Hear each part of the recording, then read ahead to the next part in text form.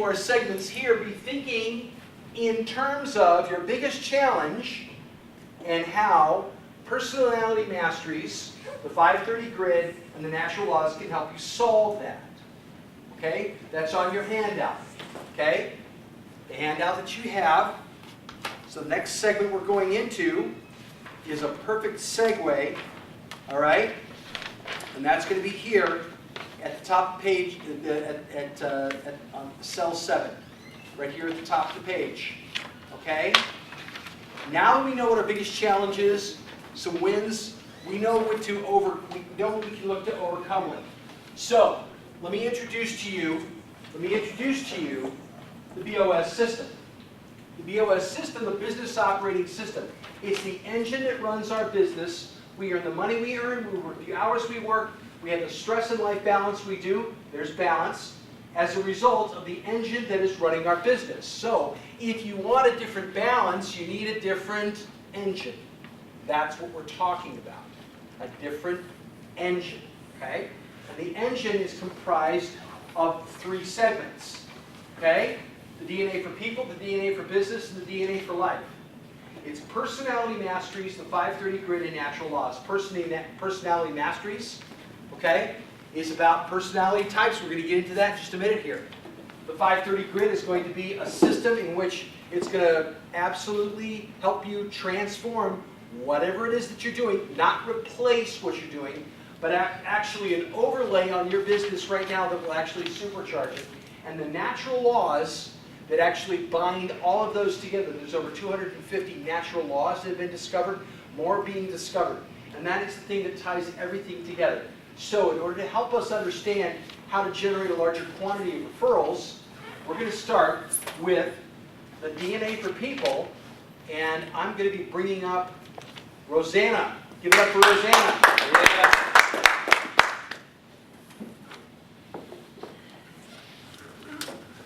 You can either look up here or on box 10 of your pamphlet. Box 10 is right here. Okay? So I have a couple questions, so I hope you're ready to answer. How many of you feel like you'd like to gain some more referrals? Anybody? Sure. I guess that's probably a common question. So how many of us believe if we could make people happier with us, they would give us more referrals, like happy clients? So if you have a client, how many of them that you have would give you referrals if they were happier with you? Okay, so one of the ways to do that is to go ahead and understand them, and understand what they're looking for, and understand why they're a client of yours in the first place. So when you have an analytical, which is someone who would choose a box on the little, there's a card that we sometimes hand out for people. On the back, they'll choose the box first. And they are the people that like things in order. They like things precise. And as you can tell with the cube here, how precise it is and how perfect it is. You can't make a cube unless it's perfect. And so people are drawn to that, who are drawn to that, like things, and there are analyticals, and they like the way you do the business if you are precise in what you're teaching them, if you go ahead and help them to see their where their analytical qualities can help them in business, and direct with them and make sure. If you look at the little card that some of you handed out, it says on the back of there, be accurate, don't give detail, or give details, don't make mistakes. In other words, try not to make mistakes with these people because they won't like that too much. If you are doing that, and then you ask them, say, hey, do you have any people that you think might be interested in what I'm selling or what I am doing? You know, they're more likely to give that to you if they're happy with where you're at. If the people have chosen the, is it triangle? No, it's pyramid there, I'm sorry. They, as you can see, just looking at the pyramid itself, it's driven. It's going up. We're always going to, we have to be going. We have to be, you know, accomplishing something. Those type of people, they like to go ahead and have a big picture. They have to know what's going on, and they have to reach their goals. and they are not real caring too much about they don't seem to care very much about the people that are involved, just as the people are getting the job done.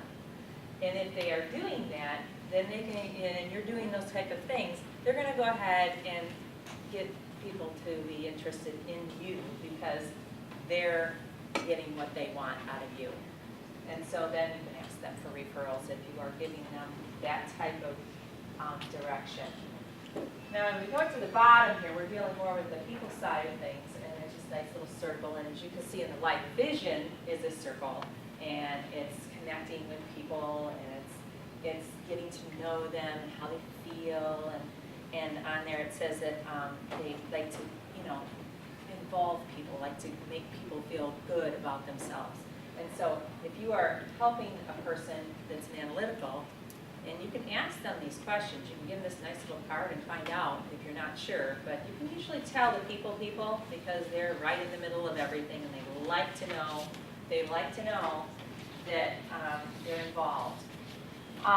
If you have a wavy line person, which is a expressive, I have a couple of them in my family, they like to be the center of attention. And they'll do just about anything to get the center of attention, including, maybe hopping around on crutches. I'm sorry.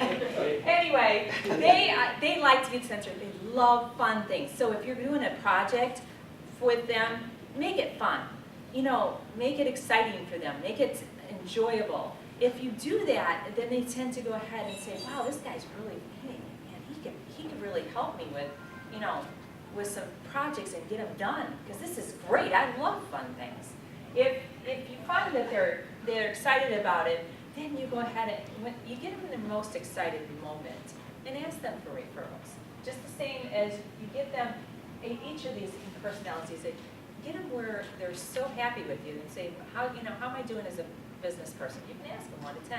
How am I doing as a business person? If they're like giving you a 9 or a 10, this is probably the best time to ask them for a referral. If they're giving you a 1, you might want to check and see why and see what you can do to change things. Because maybe you're not meeting their personality needs. Maybe you're not meeting the desire that they want to get accomplished.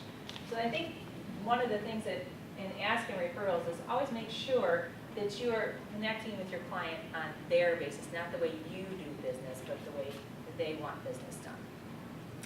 And I have questions. Anybody have questions? Do you have specific questions to one of those types of personalities?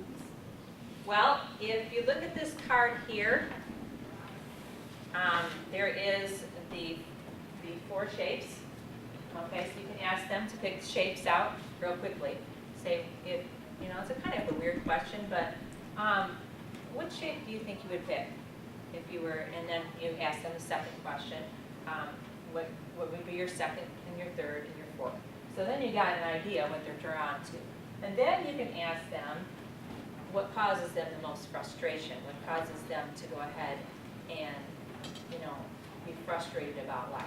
And then they'll go ahead, and then there's like not being done properly and in order, and then not being in control, and then boring or not fun, or conflict with others. So if you ask them those questions, you can see what they're drawn towards. So like if I said, Peter, what would be your first one of these shapes? Huh? The triangle. The triangle. So you get that he's drawn towards being a driver and drawn to getting things done. What would be your second? The square, the Cuban. So he wants things done, and he wants them done perfectly. Okay? And you can also see right away that he's up in these are the people, and these are the tasks. Which are the people? The people are the bottom, the circle, because they like people, they like to be around Start people. first, so when you say Right. the people, you Right. know. Now, some people will pick this and this, okay? So then they like to get things done, but they like a lot of people to help them do it. And while we're doing it, we want to have some fun, but we want to get it done. Yes? Do you do this in a social setting? Or, I mean, I can see this sending it to somebody, but do you do this in a networking setting or social setting? Oh, yeah, I mean, if you can, I mean, Ask them. asking them shapes, I mean, what's hurting them to Yeah. ask them shapes? Now, some personalities don't, they think that's a stupid question. Then if you think that's a stupid question, I think that falls in this area, is that correct? It's chameleon, it's all of them, so they don't really get it, they don't really understand it, they're kind of all different personalities, so it creates some confusion and frustration for them, because they see themselves in everything. So it's more amiable, but it's a combination of them. Right, so they have like, they can go ahead and fit in any setting. But you can almost tell the expressives because they're the ones that are doing most talking at the table, okay? And the amiables, they, at least I would say for myself, I'll sit and watch. But if somebody talks to me, then, then I can get involved. But I'm probably not the one that's gonna be the most assertive to get myself out there. Now, if I had this with me, I was an amiable expressive, then I would be right in there. But a lot of times, I'm tending towards this at times, so. Any other questions? Okay, there you go. Good job.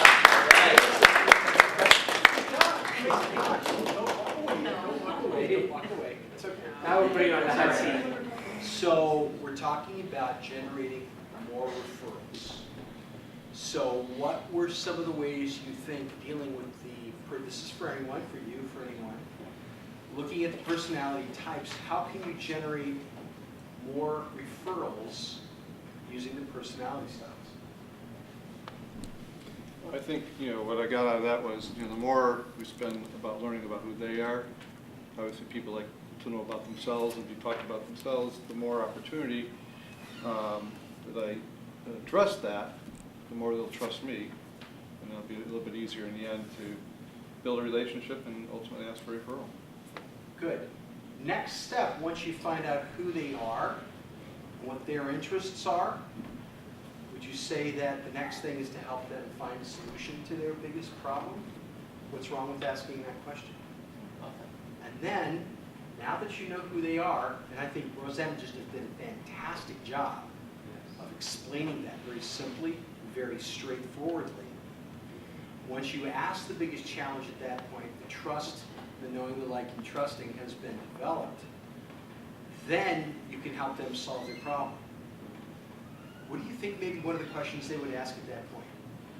If somebody asked that of you, Who are you? right, who are you? And how can I do what you do? Right, and you share with them. By the way, what is it that you do? Well, that's a good question. I don't know, father, husband, author, speaker, I have my own business. I mean, I don't know, what did you want to go for, And they know that it's something different, and now they're like, I want to do business with this person. I want to at least befriend this person, because the basis of all relationships is trust, right? So what if you can't help solve their problem? It's not in your circle of what you do. That's great. So Write now- down the question, then if you have a network of people, throw it out in an email. Hey, do you know someone who can help with this? And they say, hey, listen, I couldn't help you solve your problem, but guess what? There's someone who can. Why don't you give them a call? They said you could call them. Or they can call you, which do you prefer? Now they're like, who really are you? Who is this? Who is this? Who does that? But people who care, truly care, right? Excellent job. Give it up for Roseanne. Okay? Okay.